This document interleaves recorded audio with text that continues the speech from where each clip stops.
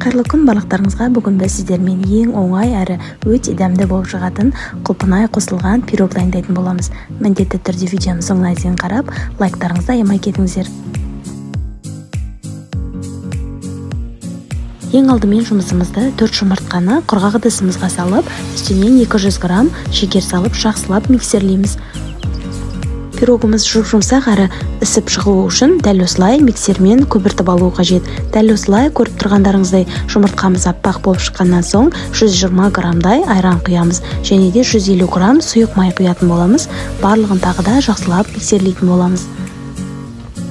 Жақсылап араластырып болғаннан соң үстінен 300 граммдай жоғары сұрыптағы ұн салатын боламыз. 1 шай қасық қопсытқыш саламыз. Артынан егерде қопсытқыштарыңыз болмайтын болатын болса, 1 шай қасық содаға 1 ас қасық сірке суын араластырып салсаңыздар да болады. Ұнды салғанымыздан соң бірден миксермен емес, дәл осылай венчиктің көмегімен жеңіл әрекеттермен араластыратын боламыз. Жылдам әрекеттермен араластыратын болсаңыз, біздің жұмыртқамыздың көбігі басылып қалуы мүмкін. Сол себепті дәл осылай көрсетілгендей етіп, жеңіл әрекеттермен араластырсаңыздар, пирогтарыңыз жұмсақ болып көтеріліп шығатын болады. Мінекей біздің араласпамыз дайын. Осы уақытта біздің духовкамыз қызып тұрған болуы қажет. 180, не болмаса 160 градуста. Духовкаларыңыз кіші көлемде болатын болса, 160 градусқа қойғандарыңыз абзал. Және де дәл осылай пирогтың формасына құйып алатын боламыз. Қалауларыңызға қарай, егерде асты жабыспайтын формалар болатын болса, дәл осылай құя берулеріңізге болады. Басқа да формалар болатын болса, астына пергамент бумага не болмаса сармай жағып жіберулеріңізге болады. Пирогымыздың дәмін одан әрі дәмді ететін начинка дайындайтын боламыз. Ол үшін бізге творог құрғақ ыдысымызға салып аламыз. Үстінен 1 жұмыртқа салып, жақсылап тұрып араластырамыз. Творог менде 400 грамм, 1 жұмыртқаның сарысы және 50 граммдай шекер салатын боламыз. Барлығын жақсылап миксердің көмегімен араластырып аласыздар. Қалауларыңызға қарай блендермен езіп алсаңыздар да болады. Біздің творогымыз 1 келкі, барлығы 1 келкі араласқан крем сияқты болуы қажет.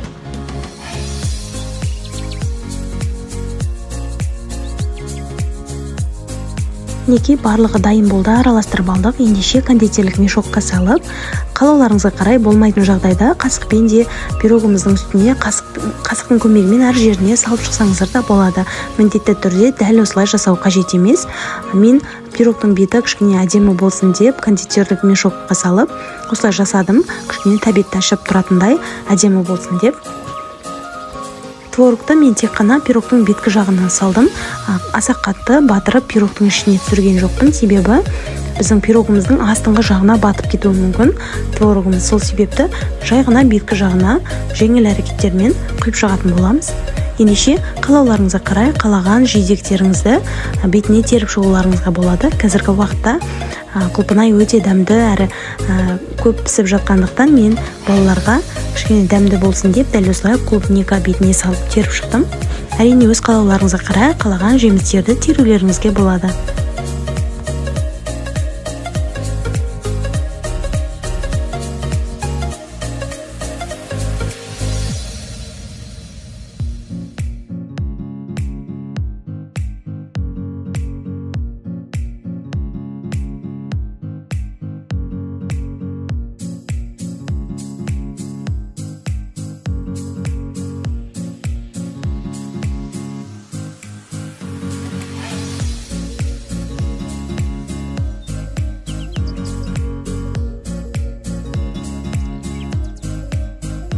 Жидектеріміздің барлығын теріп болдық. Ендеше алдын ала қыздырылған пешімізде 180 градуста 30-35 минуттай пісіріп алатын боламыз.